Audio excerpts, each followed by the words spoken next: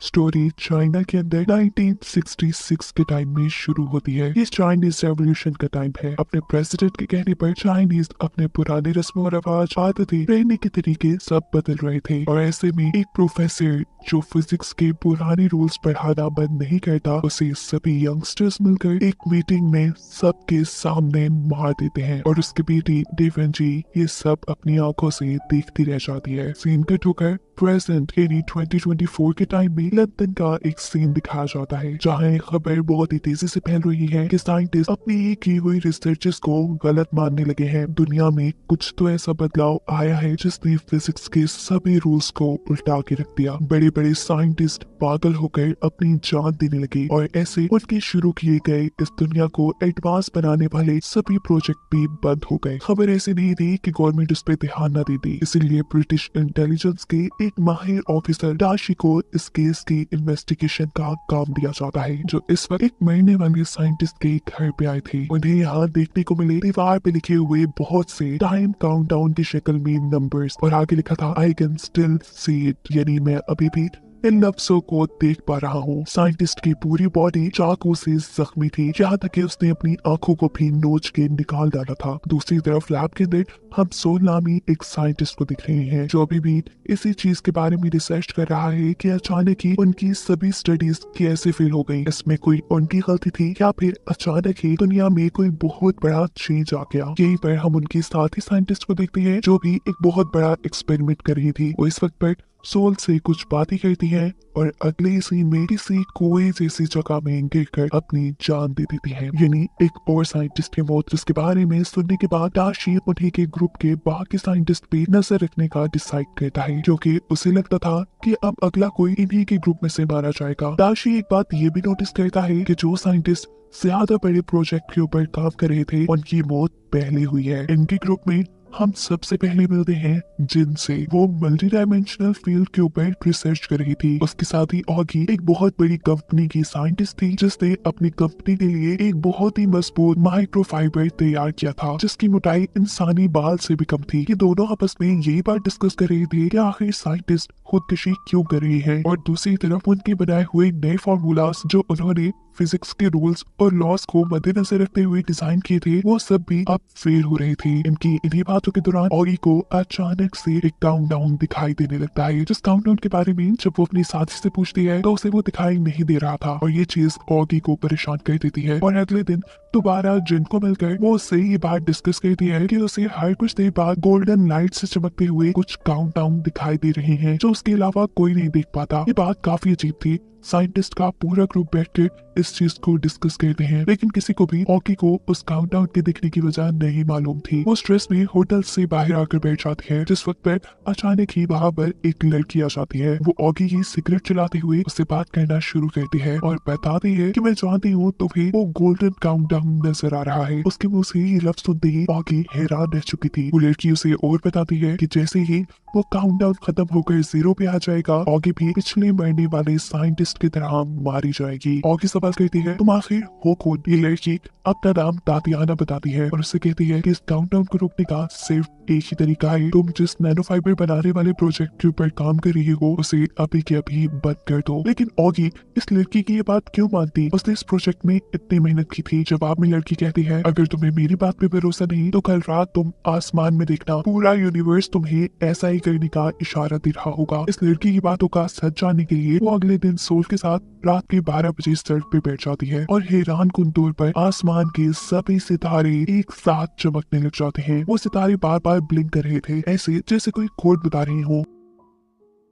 Soul उस code को note कर लेता है और ऑगी देखती है कि ये कोड बिल्कुल उसके काउंटडाउन से मैच हो रहा था। अगले दिन वो ऑफिस में आती है। आज उसके नैनो फाइबर की लॉन्च थी। उसके काउंटडाउन में भी सिर्फ 1 मिनट का वक्त रह गया था। वो जल्दी से अपने बॉस से कहकर इस प्रोजेक्ट को बंद करवा देती है और हैरान को दौर पर इस वक्त उसका काउंटडाउन भी रुक जाता है, जिसके बाद अब ऑगी समझ चुकी थी कि जितने भी साइंटिस्ट मारे गए हैं उन्हें उनकी किसी न किसी रिसर्च को बंद करने का कहा जा रहा था और उनके ऐसा ना करने पे उनको मरने पे फोर्स किया गया। पर अब ऑगी के जहन में बहुत से सवाल थे कि आखिर वो कौन हो सकता है जो इंसानों को टेक्नोलॉजी में आगे नहीं बढ़ने दे रहा, और आखिर वो ऐसी कौन सी ताकत थी जिसने इस पूरी दुनिया को कंट्रोल करते हुए यहाँ की फिजिक्स को ही बदल डाला। खैर अब इसके बाद हम जिन को देखते हैं जो कि अपनी साथी के मरने के बाद उसकी मॉम के घर पे थी, जहाँ साइंटिस्ट की मॉम जिन को उसका बनाया एक एडवांस हेलमेट देती है, जिसे लेकर जिन अपने घर आ जाती है। जिन इस हेलमेट को पहनते ही वर्चुअल रियलिटी में पहुंच चुकी थी, गेम की एक ऐसी दुनिया जहाँ उसे सब कुछ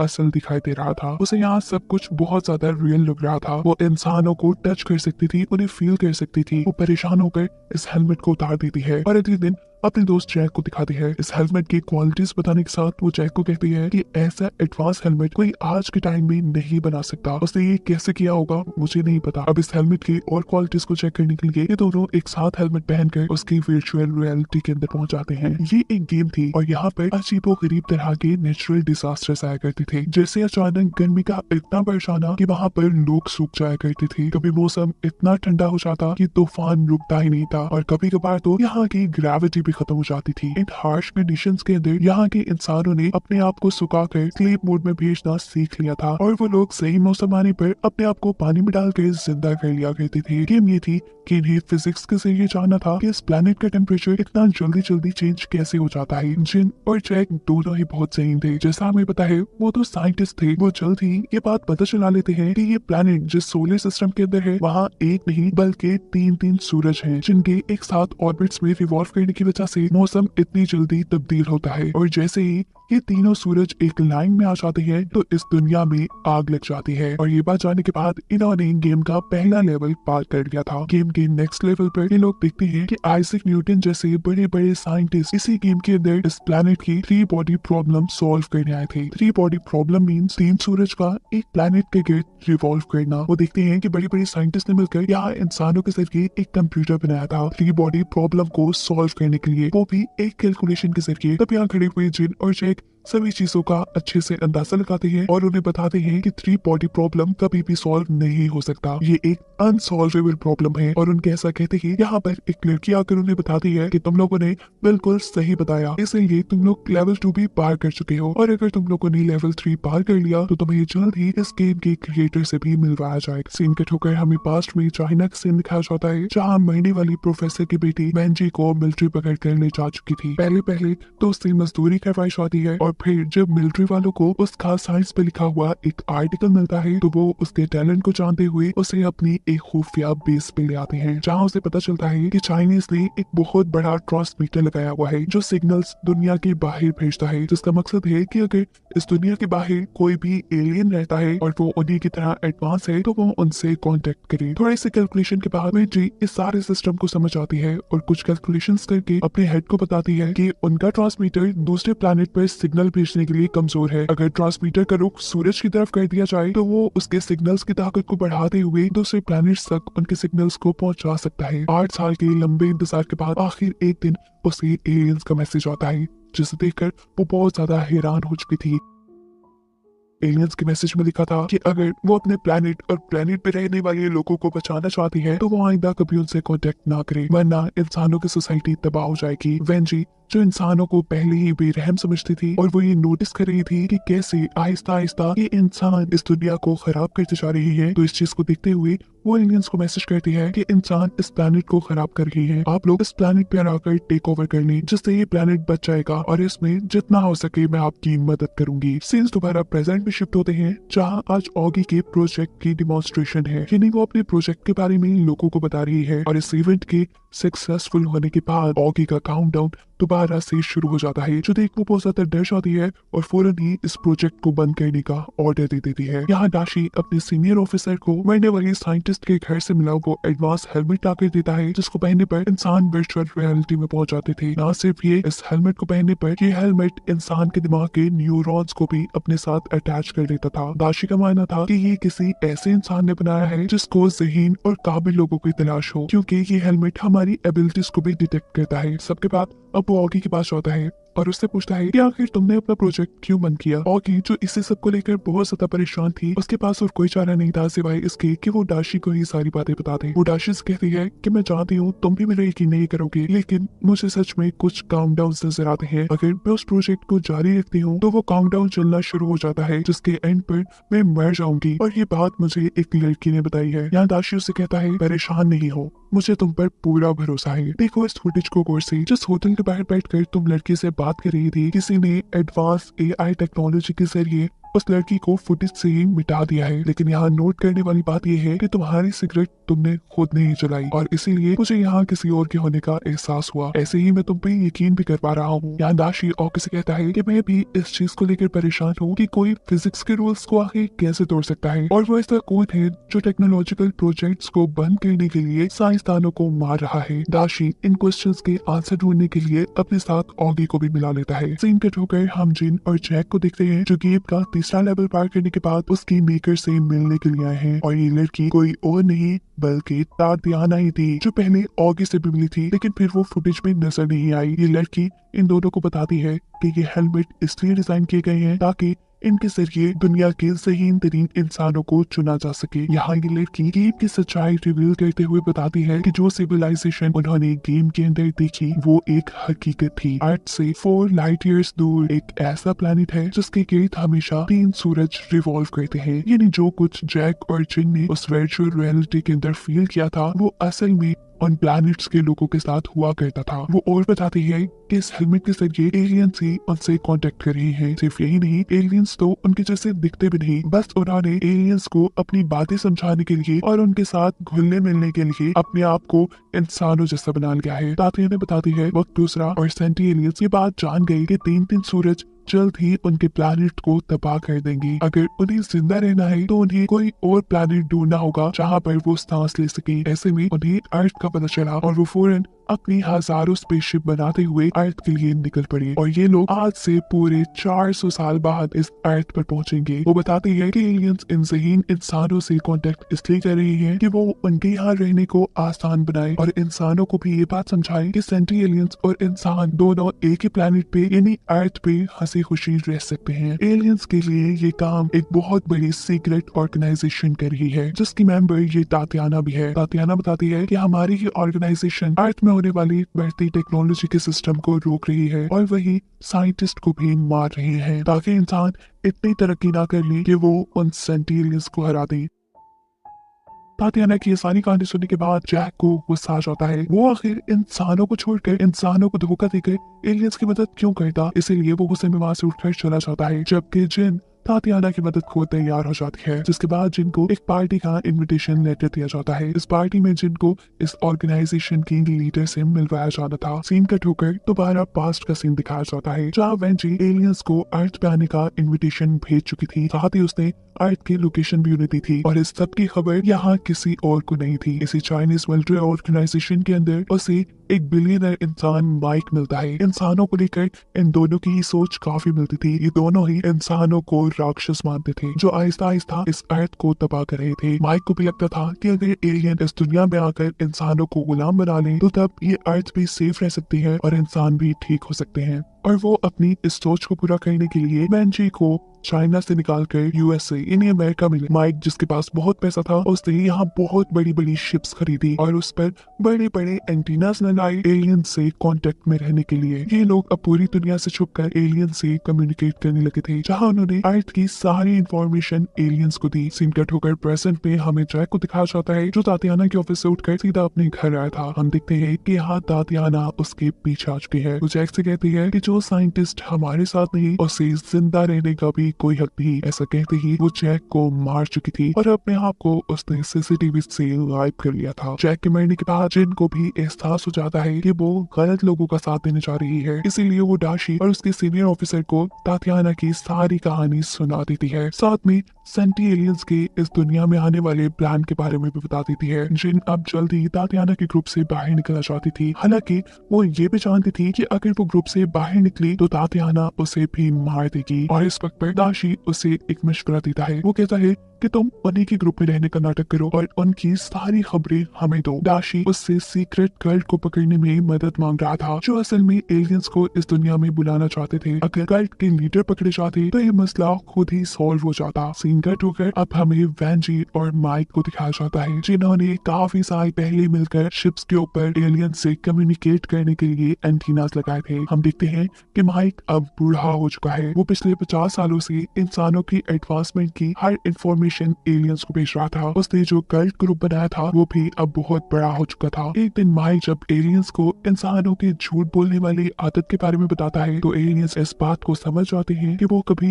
इंसानों पर एतबार नहीं कर पाएंगे और ऐसे में उनके साथ रहना भी मुश्किल हो सकता है। इसलिए उन्होंने अब माइक को रिप्लाई करना भी बंद कर दिए थे। यहाँ दिखाया जाता है कि वेंजी भी दाशी के कहने पर उस कल्ट की मीटिंग में गई जो एलियंस को यहाँ बुलाना चाहते थे। वो यहाँ ये देखकर हैरान हुई कि उस ग्रुप की लीडर उसकी मरने वाली दोस्त की मॉम थी और उसे ये चीज शॉक कर देती है कि क्या उसकी मॉम ने खुद अपनी बेटी को मरवा दिया। हमें ये बात भी पता है कि ये औरत असल में वेंजी है जो अब बूढ़ी हो चुकी है। वो यहाँ लोगों से स्पीच करते हुए कहती है कि इंसान बहुत बेरहम है और इंसानों से कई ज्यादा अच्छे वो सेंटी एलियंस हैं जो आज से 400 साल बाद इस जमीन पे आएंगे। हमें इस जमीन को उनके रहने के काबिल बनाना होगा, साथ ही इंसानों को ताकतवर होने से रोकना है और उनकी टेक्नोलॉजिकल एडवांसमेंट को भी रोकना है ताकि वो एलियन से ज्यादा ताकतवर होकर उनसे लड़ ना पाए। इस स्पीच के दौरान अचानक पुलिस यहाँ पे रेड करने के लिए आ जाती है। सभी लोगों को पकड़ा जाने लगता है और यहाँ तातियाना देखती है कि पुलिस जिन को एक साइड पे ले गई थी। इसका मतलब था कि जिन ने ही उन्हें धोखा दिया था। इस गुस्से में वो पुलिस और जिन के ऊपर गोली चलाती है। गोली चलाने की वजह से वहाँ भगदड़ मच चुकी थी, लेकिन इसके बावजूद भी पुलिस ने वेंजी और यहाँ के कई लोगों को अरेस्ट कर लिया था। इस दौरान दाशी ने जिन को भी बचा लिया था, लेकिन तातियाना उनसे बचकर कहीं भाग गई। वेंजी से इन्वेस्टिगेशन करते हुए दाशी को पता चलता है कि उसका साथी माइक अभी भी अपनी शिप्स के जरिए एलियन से कांटेक्ट कर पा रहा होगा और इस शिप को किसी भी किस्म की पुलिस पकड़ नहीं सकती क्योंकि वो शिप इंटरनेशनल वाटर्स में है। सो अब दाशी अपने सीनियर ऑफिसर के साथ मिलकर ये प्लान करता है कि उन्हें इल्लीगली उस शिप को तबाह करके वहां से इंसानों का सारा डेटा निकालना होगा जो वो एलियंस के पास पहुंचा रहे थे। अपने इस प्लान को पूरा करने के लिए ये लोग ऑगी की मदद लेते हैं। वो ऑगी से उसके नैनो फाइबर को दोबारा बनाने को कह रहे थे जिसकी मदद से वो इस शिप को बर्बाद करते थे। ये नैनो फाइबर बारीक और इनविजिबल होने के साथ साथ बहुत ही ज्यादा मजबूत भी थे और वो किसी भी चीज को आराम से काट सकते थे। ये लोग बोट की पोजीशंस को जानते हुए उसके आगे आने वाले आइलैंड के पास एक जाल बिछा देते हैं जो पूरा नैनो फाइबर से भरा हुआ था, जिसके अंदर से जब बोट गुजरती है तो वो कई हिस्सों में डिवाइड होकर तबाह हो जाती है। बोट के साथ साथ उसके अंदर के इंसान भी ऐसे ही कट कर मारे जा चुके थे। माइक वक्त रहते ही डेटा को बचाना चाहता था, लेकिन वो खुद भी मारा जाता है और ऐसे डेटा सिक्योरिटी के हाथ लग जाता है, यानी दाशी और उनकी टीम के हाथ लग जाता है। और दाशी और उसकी टीम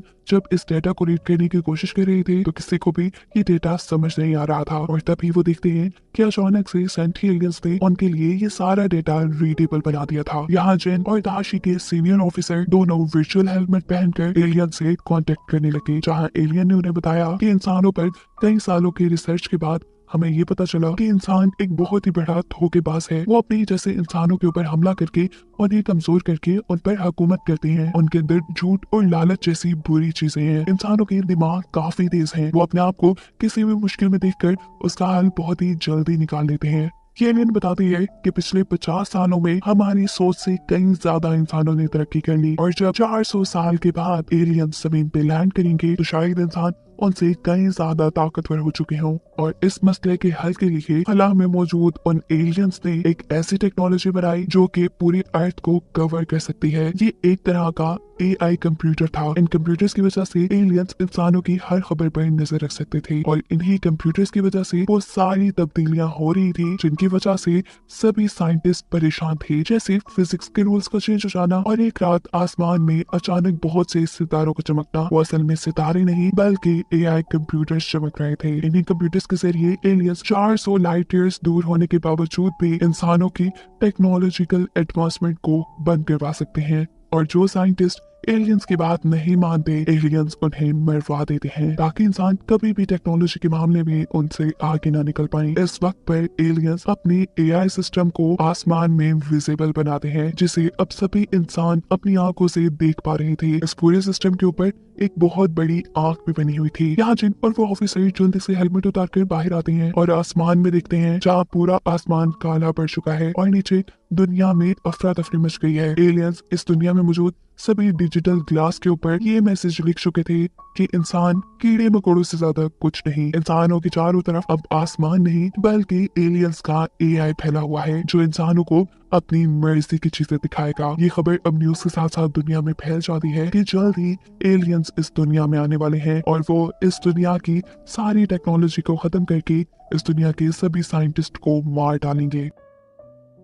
लोगों में डर फैल जाता है, अफरा तफरी मच जाती है और सिचुएशन को कंट्रोल करने के लिए आर्मी सड़कों पर निकल आती है। इस वक्त पर यूनाइटेड नेशंस में एक मीटिंग बुलाई जाती है ताकि सारे मुल्क इकट्ठे मिल बैठकर इस बड़ी सी प्रॉब्लम का सोल्यूशन निकाल सकें। यूनाइटेड नेशंस के मुताबिक अभी एलियंस के आने में 400 साल थे और वो बहुत ही आसानी से उनको हराने की तैयारियां कर सकते थे। दिखाया जाता है कि जिन यहाँ वेंजी से मिलती है वो से कह रही थी कि तुम हमारी सबसे बड़ी दुश्मन हो, लेकिन देखना हम भी हार नहीं मानेंगे। यहाँ दिखाया जाता है कि दाशी के सीनियर ऑफिसर दुनिया में बचे हुए सभी साइंटिस्ट की एक मीटिंग बुलाता है जिन्हें अब मिलकर काम करना था और उन्हें एलियंस के बारे में ज्यादा से ज्यादा चीजें पता चलानी थी। वो किन चीजों पर सर्वाइव करते हैं, क्या खाते हैं, कैसे रहते हैं, वगैरह वगैरह। ये बात जानने के लिए उन्हें किसी एलियन तक जाना था। साइंटिस्ट यहाँ मशवरा देते हैं कि अगर हम एक प्रॉप को बनाकर स्पेसशिप में भेजें तो वो जरूर हजारों में से किसी एक एलियन शिप से टकरा जाएगी और उसके जरिए हम एलियंस के बारे में पता चला पाएंगे। सभी को ये आइडिया पसंद आता है और जिनकी लीडरशिप के अंदर ये लोग कुछ ही सालों की मेहनत के बाद एक ऐसा प्रॉप बना लेते हैं जो लाइट स्पीड से ट्रैवल करते हुए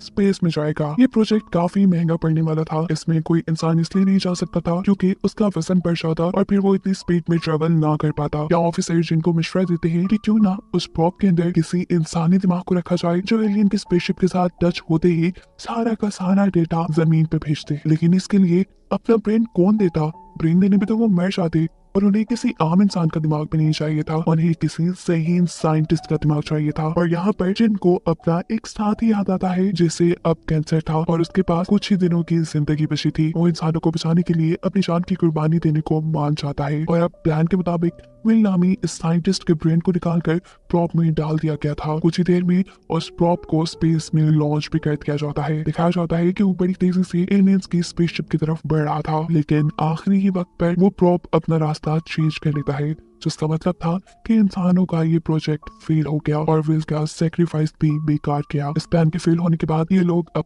अगला प्लान बनाते हैं। इंडिया से एक मेजर बुलाए जाते हैं जिनकी लीडरशिप में अब चांद पे एक बेस बनाई जाएगी जिसके जरिए वो लोग एलियन से लड़ेंगे। सीन कट होकर हमें दिखाया जाता है तातियाना को जो उस कल्ट में बच गई थी और वो अब एलियंस की किसी भी सिग्नल का इंतजार कर रही थी। दूसरी तरफ दिखाया जाता है कि दाशी सोल नामी उस साइंटिस्ट को लेकर जो ऑगी और जिनका दोस्त था यूएन की मीटिंग के अंदर पहुंचता है, जहाँ यूएन यानी यूनाइटेड नेशन के लीडर इन सबको बताते हैं कि एलियंस के एआई का आसमान में होने की वजह से वो लोग जमीन पे कुछ भी करेंगे तो एलियंस को उसकी खबर हो जाएगी। इंसान चाहे जितना भी ताकतवर कोई वेपन बना ले, एलियंस उसकी खबर लेकर अपने आप को उससे भी ज्यादा मजबूत कर लेंगे। लेकिन अब खुशी की बात ये थी कि बहुत रिसर्च के बाद कुछ साइंटिस्ट ने इस एआई की एक कमजोरी ढूंढ निकाली थी, जहाँ ये एआई इंसानों को सिर्फ ऑब्जर्व कर सकता है, इंसानों को अपनी मर्जी की चीजें दिखा सकता है, लेकिन वो इंसानों का दिमाग नहीं पढ़ सकता। सो इसलिए इंसानों के पास उनकी सबसे बड़ी ताकत उनका दिमाग है और इसी चीज को ध्यान में रखते हुए यूएन ने एक नया प्रोजेक्ट बनाया था। इस प्रोजेक्ट में सिर्फ 3 लोग काम करने वाले थे। इन 3 लोगों का मेन मिशन था एलियंस को हराना और जो भी प्लान था